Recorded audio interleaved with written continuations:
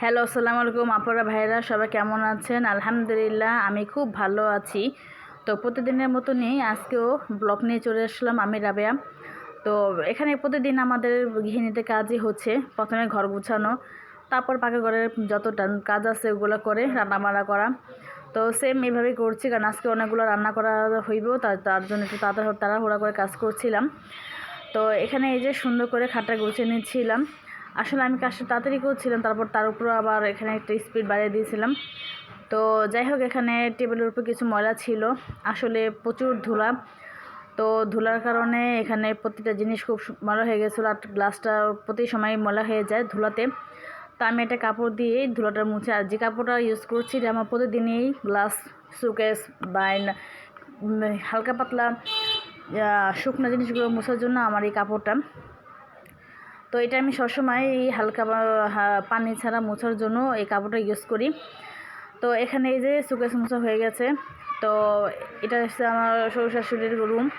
তো আমি এখানে তাড়াতাড়ি করে বিছানা গুছিয়ে নিয়েছি, আর এটা ছিল আমার শাশুড়ির কাপড়। তো ওনার কাপড়টা এভাবে ভাঁজ করছিলাম। তো যতই হোক, শাশুড়িদের যতই করা হোক, শাশুড়িদের মন কখনই পাওয়া যায় না, এটা সব বউরেই বলে। এটা মানে পাওয়া অসম্ভব।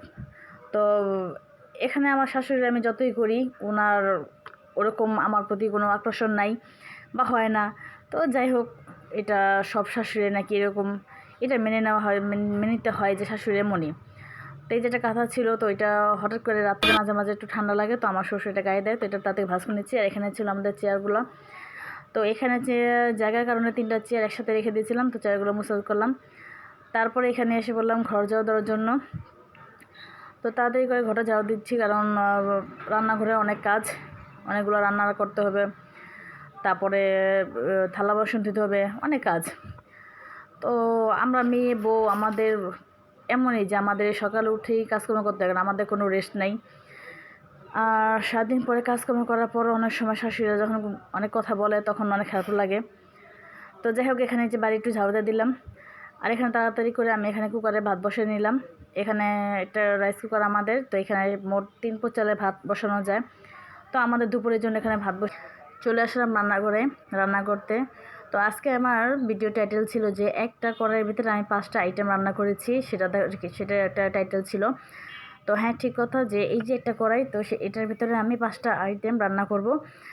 মানে এটার ভিতরে আমি 5টা আইটেম রান্না করে সব আসলে বেড়ে বেড়ে রাখবো। তো এটা একটা কড়াইতে আমি 5টা আইটেম রান্না করব। তো দেখেন আমি যে একটা কড়াই নিয়ে নিলাম। তো এই কড়াইটার মধ্যে আমি প্রথমে একটা শাক ভাজি, করলা ভাজি, শুটকি ভুনা, ডাল ভুনা, ডিম ভুনা এগুলো করব। তো দিয়ে দিলাম এখানে, খুব ভালো করে নেড়ে চেড়ে লাল করতে হবে। দেখেন আপনি কিভাবে একটা কড়াইতে কিভাবে রান্না করেন, আমি রান্না করব। আর প্রত্যেকটা বাটিতে বা কোনো ভাজি আইটেমটা খুব ভালো হয়।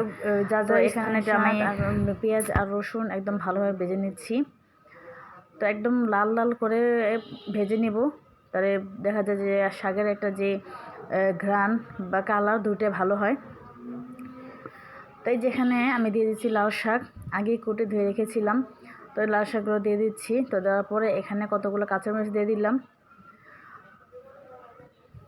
এই যে এখানে কতগুলো কাঁচামরিচ দিয়ে দিচ্ছি। তো এভাবে নাড়াচাড়া দিয়ে রেখে দিব, কারণ আমি এই শাকটা ঢাকবো না। ঢাকলে দেখা যায় যে শাকের কালার বা তার টেস্ট দুটোটাই নষ্ট হয়ে যায়। একটু লবণ দিয়ে দিচ্ছি শাকটা মানে নরম হওয়ার জন্য আর স্বাদ আসার জন্য। তো এখানে মনে হয়েছে যে একটু তেলটা কম হয়েছে, তাই আমি একটু তেল দিয়ে দিলাম।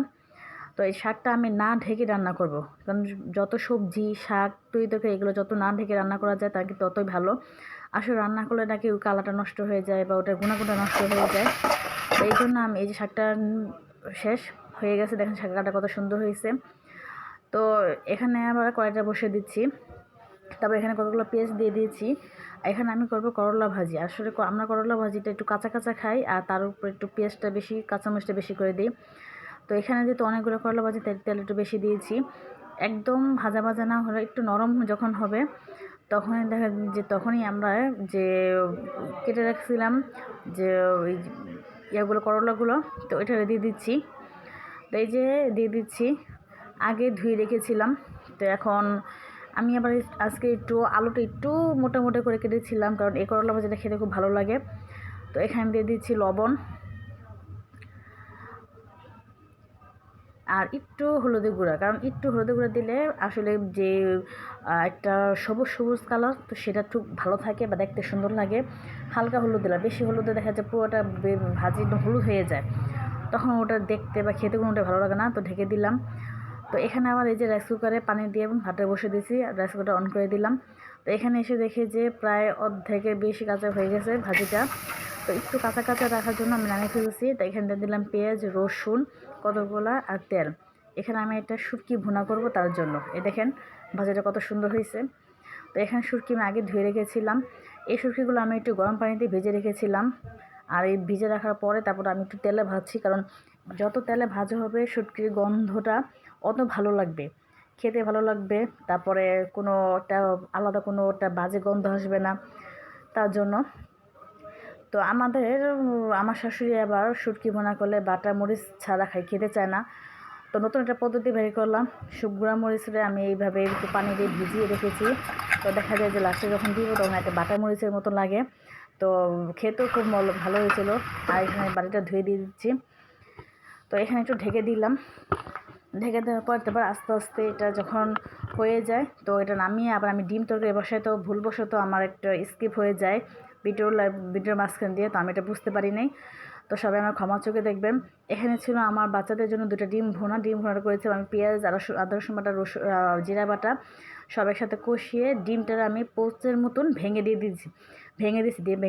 ঢেকে দিয়েছিলাম। ঢাকা দেওয়ার পরে যখন উল্টেছি তখন এরকম হয়েছে। তো এই যে হয়ে গেছে, নামিয়ে নিচ্ছি। কারণ ভিডিওটা অনেক বড় হয়ে গিয়েছিলো, তো আমি একটু স্পিড করে দিচ্ছি, তো তার জন্য একটু দ্রুত চলে যাচ্ছে। আর মাঝখানে ওই ভিডিওটা কাটা গেছে, তো সবাই ক্ষমা চোখে দেখবেন। তো এখানে আমি ডাল ভিজে রেখেছিলাম, ডাল ভুনা করবো। তো এখানে আমি ডালগুলো সুন্দর করে দিয়ে দিচ্ছি। এই যে ডালগুলো সুন্দর করে দিয়েছি, দেওয়ার পরে আমি এখানে লবণ দিলাম। তো ডালটা যত ভালোভাবে ভাজা হবে তত মজা হবে। তো এখানে দিয়ে দিলাম একটু তেল, যেহেতু ডাল ভুনা, একটু তেল দিয়েছি, একটু পেঁয়াজ দিয়েছি, মোটামুটি অল্প পেঁয়াজ দিয়েছি, আর কাঁচামরিচ দেবো সবার লাস্টে। আর এখানে দিয়েছি আদা রসুন বাটা। তারপর এই দেখেন ডিমের ভুনাটা কত সুন্দর হয়েছে। তারপর এখানে আমি একটু নাড়াচাড়া দিচ্ছিলাম সুন্দর করে ভাজা করে। তারপর এখানে দিয়ে দিলাম পানি, যেহেতু আমার একটা ভুনা একবারে একসাথে হয়ে যাবে, একদম বলক আসলে নামিয়ে ফেলবো 2-3টা কাঁচামরিচ দিয়ে। তো এই জন্য একেবারে পানি দিয়ে ঢেকে দিচ্ছি।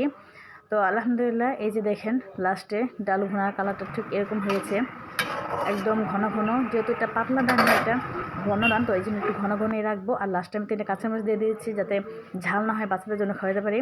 আর এখানে এই যে এসে বললো আমার ভাতও সুন্দর ঝরঝরো হয়ে গেছে, রান্না হয়ে গেছে, ভাতও হয়ে গেছে। তো দুপুরের আইটেম হয়ে গেছে, একটা কড়াইতে 3-5 রকমের রান্না করে ফেললাম, আপনাদের দেখালাম।